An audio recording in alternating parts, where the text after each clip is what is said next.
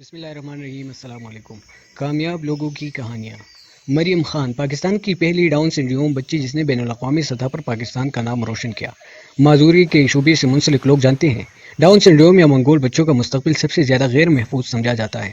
ان میں سے اکثریت لوگوں کو ہنستے ہنساتے یا تنگ کرتے اس دنیا سے رخصت ہو جاتے ہیں۔ ان کے لیے کسی چیز پر زیادہ دیر توجہ مرکوز رکھنا ایک مشکل کام ہوتا ہے۔ آپ کو بہت کم کامیابی کی کہانیاں ان بچوں سے متعلق ملیں گے، لیکن خدا کی ذات آج بھی زندہ مثالوں سے یہ ثابت کرتی ہے کہ کوئی وجود بے وجہ نہیں ہوتی۔ اگر کوئی خود نہ سمجھ ہو تو سوسائٹی یا خاندان اگر بھرپور کردار ادا کرے تو یہ بچے بھی کامیاب زندگی گزار کے دکھا سکتے ہیں۔ پاکستان کی مریم خان بھی ایسا ہی نام ہے جو آج ایک نامور آرٹسٹ ہے، جبکہ ڈاکٹروں نے پیدائش کے بعد مریم کو ڈاؤن سنڈروم یا منگول بچہ قرار دیا۔ ان کے والدین کے لیے یہ خبر کسی قیامت سے کم نہ تھی، لیکن ماں کے جذبے کے آگے اور اس کی محنت اور محبت کے آگے بڑی بڑی ناممکن چیزیں ممکن کا روپ دھار لیتی ہیں۔ مریم کی والدہ نے اس کو ایک چیلنج کے طور پر قبول کیا اور اپنی بیٹی کی پرورش اور تربیت میں دن رات ایک کر دیا۔ انہوں نے مریم کو گھر سے سکھانا شروع کیا اور ان کو بھرپور توجہ دی اور ہر کام میں اس کی رہنمائی کرنا شروع کر دیا۔ جب مریم تھوڑی بڑی ہوئی تو وہ صرف 30 الفاظ بول سکتی تھی۔ دنیا میں ذہانت کی اقسام ہے۔ بے شمار لوگ ایسے ہیں جو ریاضی ٹھیک سے نہیں سمجھ پاتے تو دوسرے شعبوں میں چلے جاتے ہیں۔ کچھ کو سائنس سمجھ نہیں آتی تو آرٹ کی طرف چلے جاتے ہیں۔ وہاں کوئی کسی کو معذور نہیں سمجھتا کیونکہ یہ سب اپنی اپنی ذہانت پر منحصر ہوتا ہے۔ مریم کے والدین نے اس بات کو سمجھا اور اس کی ذہانت کو تلاش کی تو معلوم ہوا کہ وہ آرٹ اور ڈیزائن میں دلچسپی رکھتی ہے، لہٰذا اس کی ساری توجہ کتابوں سے ہٹا کر آرٹ کی طرف کر دی گئی۔ اس طرح سے مریم نے آرٹ کو اپنا ذریعہ پیغام بنایا۔ آرٹ کے ذریعے مریم بہت سی زبانیں بولنے لگی اور اپنی قابلیت دوسروں تک پہنچانے لگی۔ مریم کی تصویروں کی پہلی باقاعدہ نمائش 2002 میں کراچی شیریٹن ہوٹل میں منعقد ہوئی، جس میں 50 سے زائد پینٹنگ نمائش کے لیے رکھی گئے تھے۔ مریم پاکستان کی پہلی ڈاؤن سنڈروم بچی تھی جس نے بین الاقوامی کمپنی نووا نارڈس کے لیے کلر تھیم پینٹ کیا۔ پاکستان سے باہر مریم خان جرمنی، اٹلی اور امریکہ میں بھی اپنی بنائی گئی تصویروں کی نمائش کر چکی ہے۔ اس طرح درست تشخیص اور درست سمت نے مریم خان کی معذوری کو بہت پیچھے چھوڑ دیا۔ اگر اسی طرح سب والدین بچوں کی ذہانت کو ڈھونڈ کر صرف اس کی سمت درست کر دیں تو ہر بچہ کامیاب ہو سکتا ہے۔ ہر بچہ بے مثل ہے۔ یہ والدین اور اساتذہ کی معذوری ہے جو ان کی صلاحیتیں پہچاننے سے قاصر ہیں۔ ان بچوں کو نکھارنے اور ان کی صلاحیتیں سامنے لانے کے لیے بہت زیادہ توجہ کی ضرورت ہے۔ اسی طرح ہر بچہ مریم خان کی طرح کامیاب ہو سکتا ہے۔ ڈاؤن سنڈروم سے جڑی ہر کامیابی کی کہانی آپ کو بتا رہی ہے کہ معذوری کا تعلق ناکامی سے ہرگز نہیں ہے۔ دنیا کا ہر انسان ایک کامیاب اور خوشگوار زندگی گزار سکتا ہے، اور ہر عام انسان کے لیے یہ چیلنج ہے کہ جب یہ بچے اتنی مشکلوں سے اور اتنی مشکلوں کے بعد اتنا کچھ حاصل کر سکتے ہیں تو آپ کیوں بے خواب جی رہے ہیں؟ خدا را خود کو محدود سوچ اور محدود خوابوں سے باہر نکالیں۔ زندگی میں بہت بڑے کام آپ کی راہ دیکھ رہے ہیں۔ آگے بڑھے اور اپنا نام تاریخ میں رقم کرا کے امر ہو جائیں۔ میرے اللہ کا فرمان ہے لا تقنطوا من رحمت اللہ، جس کا ترجمہ ہے اللہ کی رحمت سے مایوس مت ہو۔ آئیے مایوسی کو ختم کر کے اس وطن کے لیے کچھ کرنے کا عہد کریں، اپنے ساتھ دوسروں کی زندگیاں بدلنے کا عہد، مسلسل آگے بڑھنے اور کبھی حوصلہ نہ ہارنے کا عہد، کیونکہ ہماری پاکستان کے خصوصی افراد اگر وطن کے لیے اتنا کچھ کر رہے ہیں تو آپ کا تھک کے ہار مان لینا، بہت تھوڑی پر راضی ہو جانا واقعی زیادتی ہے۔ اگر پاکستان میں لوگوں کی معذوریوں کے ساتھ شاندار کامیابیاں دیکھیں تو آپ کو مزید بے شمار لوگ بھی نظر آئیں گے جنہوں نے ہر ناممکن سفر کو ممکن کر دکھایا۔ یہ ہمارا ہی پاکستان ہے جس کی نابینا کرکٹ ٹیم دنیا میں 2 دفعہ ورلڈ کپ جیتنے کا اعزاز اپنے پاس رکھتی ہے۔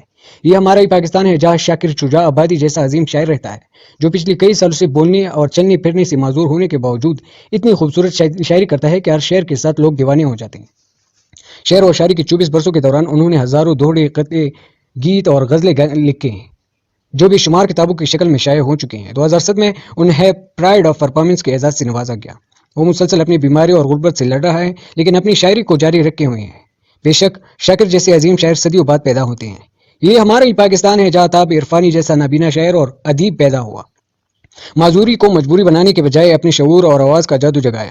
نہ صرف قیام پاکستان کے بعد ریڈیو پر اپنی مقبولیت کا لوہا منوایا بلکہ پاکستان کا نابینا کرکٹ ٹیم کی بنیاد ڈالی اور کئی ممالک میں جا کر کرکٹ کھیلی۔ بصارت سے محرومی کے باوجود 5 شعری مجموعوں اور ایک خود نوش سوانح کی مصنف ہے۔ یہ ہمارا ہی پاکستان ہے جہاں واکنڈ جیسے چھوٹے شہر میں شہزاد احمد پیدا ہوتا ہے، 2 سال کی عمر میں معذوری کا شکار ہوتا ہے اور اس کے باوجود مختلف کام کر کے اپنی مدد آپ کے تحت ماسٹرز کرتا ہے اور آج ایک سسٹم انجینئر کی حیثیت سے اسلام آباد میں اپنی قابلیت کا لوہا منوا رہا ہے۔ یہ ہمارا ہی پاکستان ہے جہاں سکردو کے پہاڑوں سے اٹھ کر خادم حسین اپنی معذور ٹانگوں کے ساتھ سنگلاخ پہاڑوں میں روزانہ 3 کلومیٹر کا فاصلہ طے کر کے اسکول سے میٹرک کرتا ہے اور 4 سال ہاسٹل میں مقیم رہ کر گریجویشن کر کے اپنی گاؤں کا رخ کرتا ہے۔ جس کے فقط 6 لڑکے تعلیم کے لیے اسکول جاتے ہیں۔ وہ ہر گھر میں جاتا ہے اور بچوں کو تعلیم دلوانے کی درخواست کرتا ہے۔ گاؤں کے تمام لڑکوں کو اکٹھا کر کے وہ اپنے گھر سے ان کی تعلیم کا آغاز کرتا ہے، اور یہ معذور لڑکا نہ صرف تمام لڑکوں کی تعلیم حاصل کرنے کا باعث بنتا ہے بلکہ پوری گاؤں کی لڑکیاں بھی اس کی وجہ سے علم سے روشناس ہوتی ہیں۔ آج خادم حسین کا انتک کوششوں کی وجہ سے اس کا گاؤں اعلیٰ تعلیم یافتہ لوگوں کا مسکن ہے اور یہاں ہر سہولت میسر ہے۔ یہ ہمارا ہی پاکستان ہے جہاں نور الدین بہمانی جیسے زندہ دل لوگ کراچی میں رہ کر دنیا کی خدمت کر رہے ہیں۔ وہ شخص جو خود 10 سال سے بستر سے اترنے سے بھی معذور ہے اور 22 سال سے مسلسل شدید بیماری کا شکار ہے، اس کے باوجود انہوں نے سوشل ورکر کی باقاعدہ ٹیم بنا رکھی ہے جو پورے شہر میں لوگوں کی مدد کرتے ہیں۔ وہ سالوں سے بستر سے لڑنے کے باوجود مسلسل اس ملک کے اور اس ملک کے لوگوں کی خدمت کا باعث بنے ہوئے ہیں۔ ایسے جذبے فقط آپ سے دعاؤں کا تقاضا کرتے ہیں۔ یہ ہمارا ہی پاکستان ہے جہاں ڈاکٹر فاطمہ شاہ جیسی عظیم بیٹیاں رہتی ہیں۔ انہوں نے نابینا ہونے کے باوجود ڈسیبل فیڈریشن آف پاکستان کی بنیاد رکھی اور اس کو DPI سے متعارف کروایا اور خود ورلڈ کونسل ممبر کے طور پر منتخب ہوئے۔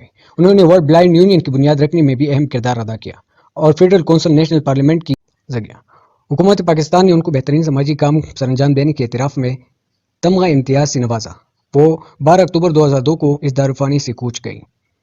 یہ ہمارا ہی پاکستان ہے جہاں لیا کا ڈاکٹر دلشاد رشید انتہائی غربت کے باوجود اعلیٰ تعلیم کا فیصلہ کرتا ہے اور اس راستے میں آنے والے ہر مشکل تنگی اور بھوک کا جوان مردی سے مقابلہ کرتا ہے۔ دربار کے کھانے سے پیٹ کی آگ بجھانے والا ڈاکٹر مشکل ترین دنوں سے نکل کر آج نہ صرف ایک کامیاب زندگی گزار رہا ہے بلکہ غریب طلبہ کی مالی معاونت کر کے اپنی گزری ہوئی حالات کا ازالہ شکر گزاری سے کر رہا ہے۔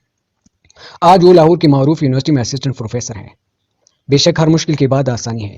یہ ہمارا ہی پاکستان ہے جہاں ٹانگوں سے مکمل معذور شجاع آباد کا محمد جواد بٹھی رینگ رینگ کر تعلیم کی منازل طے کرتا ہے اور اپنی دن رات کی محنت اور لگن سے میڈیکل میں جانے کے قابل ہو جاتا ہے، لیکن اسے یہ کہہ کر انکار کر دیا جاتا ہے کہ وہ کھڑا ہونے کے قابل نہیں ہے، اس لیے علاج نہیں کر سکتا اور داخلہ نہیں دیا جاتا۔ وہ واپس جاتا ہے، اپنی ساری زمین فروخت کر کے اپنی ٹانگوں کے 6 آپریشن کرواتا ہے، تقریباً 7 ماہ اسپتال کے بیڈ پر رہ کر تیاری کرتا ہے اور بالآخر بیساکھیوں کے ذریعے کھڑا ہونے کا قابل ہو جاتا ہے۔ اگلے سال پھر امتحان دے کر میڈیکل کی سیٹ اپنے نام کرتا ہے اور علامہ اقبال میڈیکل میں داخل ہو جاتا ہے۔ اپنی تعلیم کو غربت کی انتہائی لکیر پر رہ کر پورا کرنے والا یہ ڈاکٹر آج اپنے وطن عزیز کے غریبوں کی بھرپور خدمت کر رہا ہے۔ یہ ہمارا ہی پاکستان ہے جہاں ثوابی سے تعلق رکھنے والا عبدالرشید خان مسلسل 7 سال 5 کلاسوں کو اکیلا ویل چیئر پر بیٹھ کر کنٹرول کرتا ہے اور وزیر اعظم پاکستان سے بہترین استاد کا ایوارڈ حاصل کرتا ہے۔ یہ وہ عظیم شخص ہے جو خود معذوری کے باوجود خصوصی افراد کو ویل چیئر اور مصنوعی اعضاء مہیا کروانے کا ذریعہ بنا ہوا ہے۔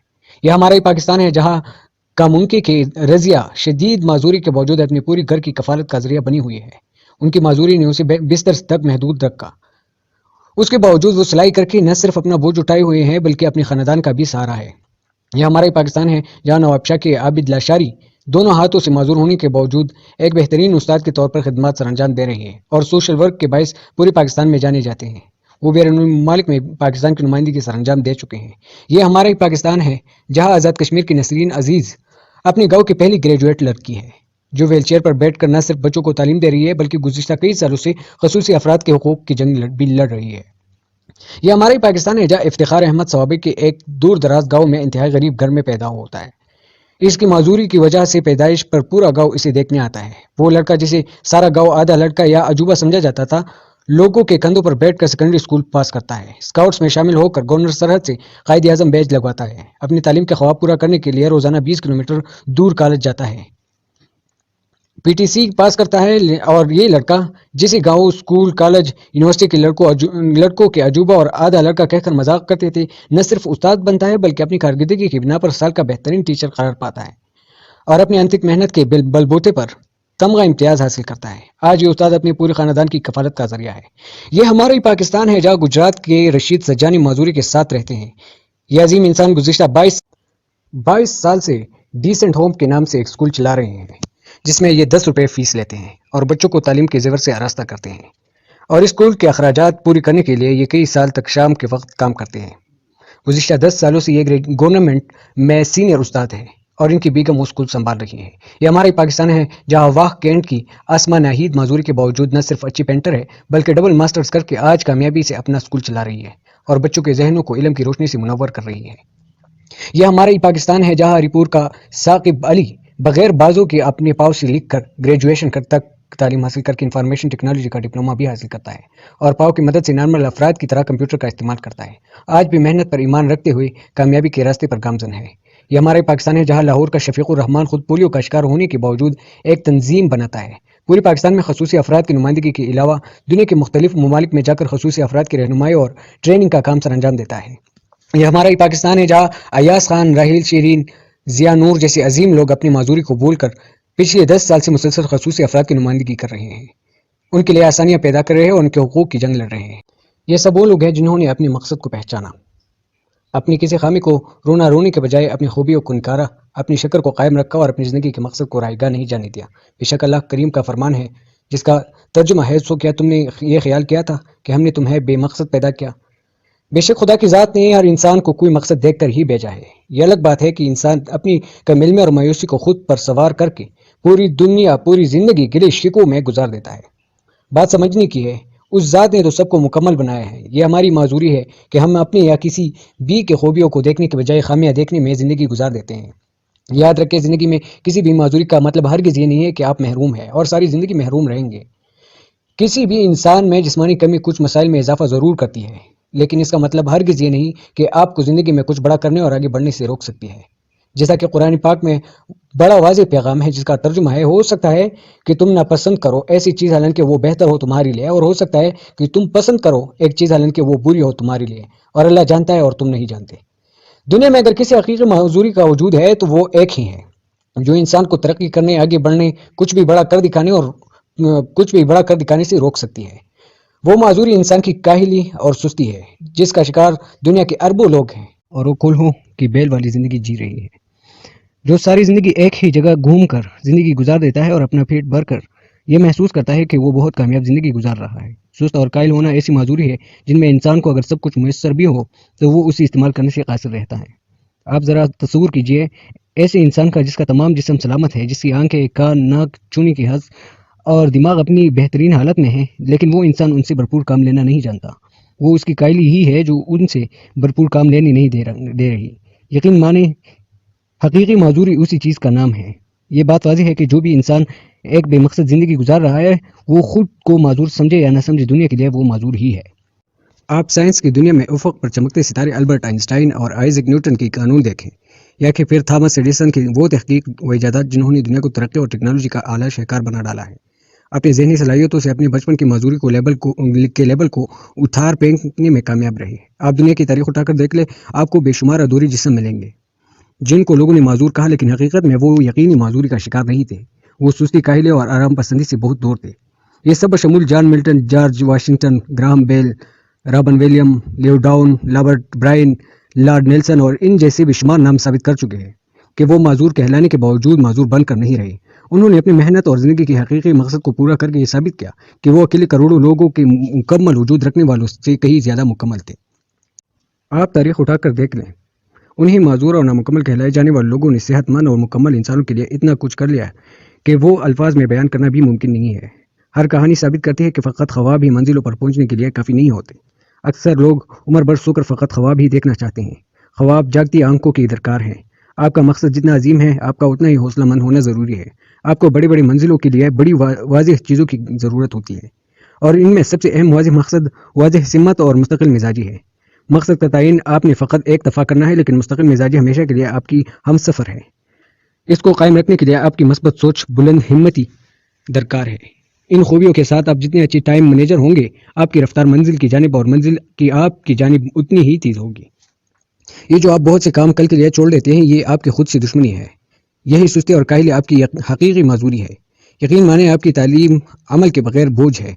آپ کو اگر سچائی پسند ہے تو اس کی توقع فقط دوسروں سے نہ رکھے، اپنی ذات کی گہرائی تک اسے اپلائی کرے۔ آنے والا کل فقط فریب ہے، دھوکہ ہے۔ آپ کے پاس موجودہ وقت وہ صرف آج ہی ہے۔ یہی آج ہے جس میں آپ کے لیے نیکی کے لیے، عمل کے لیے، خوشیاں اور علم کے لیے، مسکراہٹیں بکھیرنے کے لیے اور ہر لمحہ بھرپور گزارنے کے لیے وقت ہے، صرف آج۔ کل کی امید پر رہنے والی کروڑوں آئے اور بے شمار ادھوری خواہشات اور ادھوری خواب اور ادھوری تمنائیں لے کر چلے گئے۔ جس کو آج میں جینا نہیں آتا، وہ کبھی کل میں جینا بھی نہیں سیکھ سکتا۔ آپ کو اگر زندگی میں آگے بڑھنا ہے تو ہر دن، ہر لمحہ کا احتساب کرے، اپنے ساتھ ہی مخلص ہو جائے۔ ہر رات سونے سے قبل آج کا احتساب کرے کہ آج کیا نیا سیکھا، کتنے علم پر عمل کر کے دکھایا۔ ہر اچھے دن کے اختتام پر خود کو شاباش دیں اور چند لمحے پر آنے والی صبح کو دیں اور اگلے دن کی پلاننگ کریں کہ اس سے کیسے بھرپور کام میں لانا ہے، کیسے یہ ملے ہوئے وقت کی نعمت کے ہر لمحے کو استعمال میں لانا ہے۔ روز خود سے سوال کریں، میں اپنے مقاصد کے لیے کس قدر محنت کر رہا ہوں اور کامیابی کے لیے مجھے کتنی رفتار درکار ہے۔ زندگی جینا اور زندگی گزارنا دو الگ الگ چیزیں ہیں۔ زندگی گزارنے والے بہت زیادہ ہے جبکہ جی کے دکھانے والے بہت کم۔ فیصلہ آپ نے کرنا ہے کہ گزارا کرنا ہے یا جی کے دکھانا ہے۔ آپ کو دنیا میں کھانے پینے اور مر جانے کے لیے بھیجا گیا ہے یا پھر کچھ کر دکھانے اور ہمیشہ کے لیے زندہ رہنے کے لیے؟ کیا آپ نہیں چاہتے آپ کتابوں میں، نصابوں میں اور دنیا کے دلوں میں یادگار رہیں؟ کیا یہ ناممکن ہے؟ اگر یہ لفظ ناممکن آپ کی زندگی میں موجود ہے تو آپ زندگی گزارنے والے ہیں، اور اگر آپ کرو ممکن کے فارمولے پر عمل پیرا ہیں تو آپ جینا جانتے ہیں اور بے شمار لوگوں کو جینا سکھا سکتے ہیں۔ منزل آپ سے فقط عملی قدم کی دوری پر ہے۔ جس دن عملی قدم مستقل مزاجی کی شکل اختیار کر گیا، جس دن آپ سوچوں کے بنور سے نکل کر عملی دنیا میں آ گئے، اس دن منزل خود آپ کے تعاقب میں لگ جائیں گے۔ اس کے لیے کوئی عمر کا قید نہیں ہے۔ جس دن آپ نے عمل کو حقیقی معنوں میں اپنا کر اپنی واضح منزل کی جانب قدم بڑھا دی، زندگی خوبصورت ہو جائے گی۔ ہر روز منزل سے قربت کا احساس آپ کے حوصلے مزید بلند کرے گا۔ بے شک عمل کا ہر قدم منزل کو قریب سے قریب تر کرتا ہے، بس سمت کا تعین واضح ہونا چاہیے۔ پھر آپ چلتے پانی کی مانند اپنا راستہ خود بناتے چلے جائیں گے۔ پھر آپ کا ہر لمحہ اپنی منزل کے لیے صرف ہوگا، کیونکہ آپ خود کو پہچان چکے ہیں اور اپنی پہچان ہی حقیقی پہچان ہوتی ہے۔ اگر آپ دنیا کو پرکھنے کا تجربہ رکھتے ہیں اور آپ نے ابھی تک اپنی عظیم زندگی کے مقصد کو پہچانا ہی نہیں تو آپ کا تجربہ کس کام کا؟ جب تک آپ اپنے وجود کا مقصد نہ پہچان لیں، آپ جینا سیکھ ہی نہیں سکتے، اور اگر آپ کو جینا نہیں آتا ہو تو زندگی کس کام کی؟ آپ کو تو پھر کسی کے دکھ مارنے کا، درد سمیٹنے کا ہنر ہی نہیں آ سکتا۔ آپ کے تو اپنے ہی دکھ لامحدود ہوں گے، اور گزرائے والی زندگی سے بڑا دکھ اور کیا ہوگا؟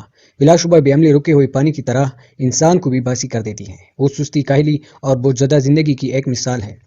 اپنی صلاحیتوں کو پہچانیں، بے شک آپ کی آدھی کامیابی اسی میں پوشیدہ ہے۔ بڑی منزلیں ہمیشہ انہیں کا مقدر بنی، غیر معمولی کامیابیاں ہمیشہ وہی حاصل کر سکیں جو اپنی صلاحیت کو پہچان گئے، جنہوں نے اپنی ذہانت کے مطابق کسی شعبے کا انتخاب کیا۔ یاد رکھیں، جب آپ اپنی صلاحیت والی شعبے میں چلے جاتے ہیں تو مستقل مزاجی خود بخود آ جاتی ہے۔ پھر اس کام میں آپ وقت کے قید سے آزاد ہو جاتے ہیں۔ پھر وہ محنت آپ کو بور نہیں کرتی، آپ کو اپنے کام میں مزہ آنے لگتا ہے۔ حقیقت میں آپ کو کام لگتا ہی نہیں۔ اللہ پاک نے پرندوں کو اڑنے کی صلاحیت دی، مچھلی کو تیرنے کی، ہاتھی کو چلنے کی، ہرن کو تیز رفتار بھاگنے کی، سانپ کو زمین کے اندر رہنے کی اور پرندوں کو گھونسلے بنانے کی۔ یہ وہ صلاحیتیں ہیں جن کے طفیل وہ اپنی زندگی گزار رہے ہیں۔ انسان کو بھی اللہ نے بے شمار صلاحیتیں دی ہیں، لیکن وہ ایک جیسی نہیں ہیں، ان کی مقدار میں فرق ہے۔